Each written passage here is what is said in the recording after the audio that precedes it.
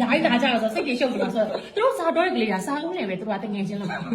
တို့ကလူတွေနဲ့တငယ်ချင်းလောက်တာမဟုတ်ဘူးသူတို့ကစားအုံးနဲ့အရန်ရင်းနှီးအောင်သူတို့ကလောက်ကြတာဆိုတဲ့ခါကြတော့လေအဲ့တော့ sorry ကုန်ဖက်နော်ကုန်ဖက်ပြီမမ hello မမရေစားတယ်မရှိအောင်လာဖို့ဆိုတော့ပို့မှာနော်တကယ်ဒါကဒီစားအုပ်ကဒါတမီး business ပေါ့နော် accounting တွေကြိုက်တယ် accounting ကြိုက်တယ်ဆိုတော့လေဒီမှာဒီ Excel accounting ပေါ့ဒါကတကယ်လုံးဝ basic တမီးလုံးဝသိကိုသိထားတယ်ပေါ့နော်ဆိုတော့အဲ့ဒါတွေမတို့စီမှာရှိတယ်ဒါလေးလက်ဆောင်ပေးရနောက်က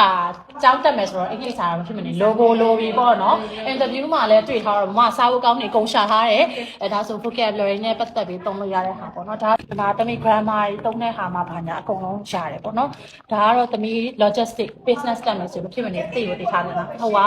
ပထမဆုံးဟာ accounting နော်ဒါ logistic နဲ့ပတ်သက်တာနော်အဲ့ဒါတွေတမီ warehouse တိုင်းကိုကျွမ်းကျင်အောင်လုပ်မယ်ဆိုရင်နော်ဒါတွေကိုပြင်မယ်လို့လည်းယုံကြည်ရစာအရင်လုပ်တဲ့သူဆိုတော့လေနော်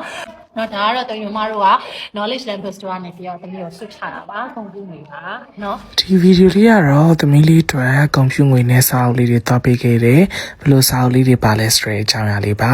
စာအုပ်ဆိုရင် knowledge books တို့ကိုသတိရလိုက်ပါနော်